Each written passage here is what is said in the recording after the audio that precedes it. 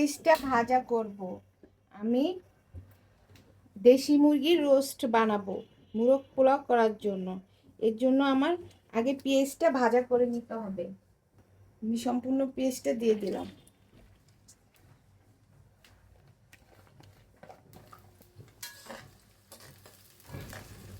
আমি এটা 2 মিনিট ভাজা করে নিব।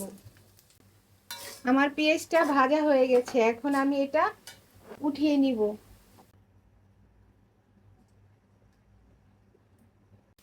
আমার আলুটা ভাজা হয়ে গেছে। এখানে 2টা দেশি মুরগি আছে। আমি এই দেশি মুরগি 8 পিস দিয়ে মোরগ পোলাও রান্না করব। প্রথমে লবণটা দিয়ে দিব, তারপরে দিব আদা রসুনের পেস্ট। আমি 1 চামচ মরিচের গুঁড়ো দিয়ে দিলাম, আর কিছুই দিব না। আর দিব গরম মশলা। আমি হলুদের গুঁড়া দিব না, যেহেতু এটা মোরগ পোলা রোস্ট রান্না হবে। 1 চামচ গরম মশলা।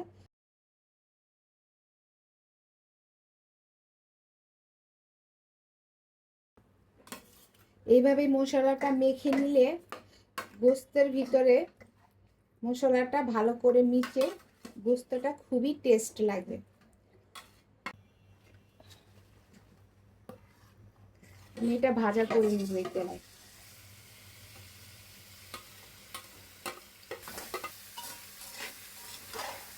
আমি এটা 5 মিনিট ভাজা করে নিব।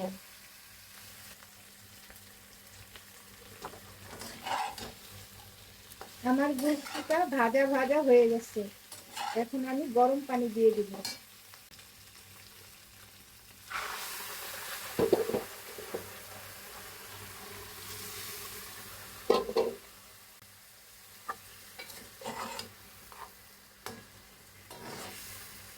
আমি এটা এখন 10 মিনিট ঢেকে রান্না করব। 10 মিনিটে আমার এটা রোস্টটা সিদ্ধ হয়ে যাবে।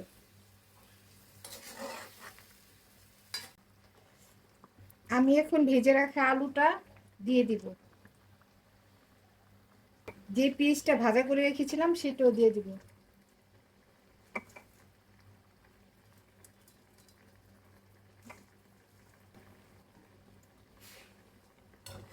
আমি আর কিছুই দিব না, এটা আমি 10 মিনিট ঢেকে রাখবো। 10 মিনিটে আমার সিদ্ধ হয়ে যাবে।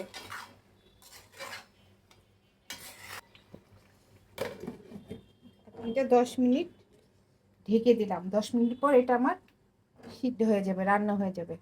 আমি 10 মিনিট পর ঢাকনাটা উঠিয়ে দিচ্ছি। এখন দেখি আমার রোস্টটা কমপ্লিট হয়ে গেছে, আলুটা সম্পূর্ণ সিদ্ধ হয়ে গেছে।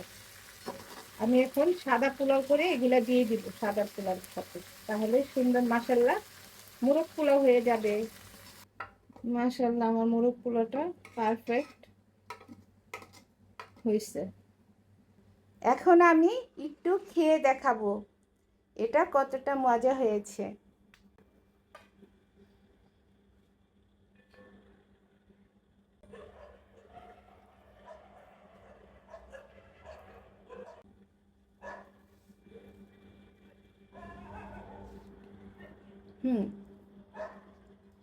এটা খেতে অনেক টেস্টি হয়েছে।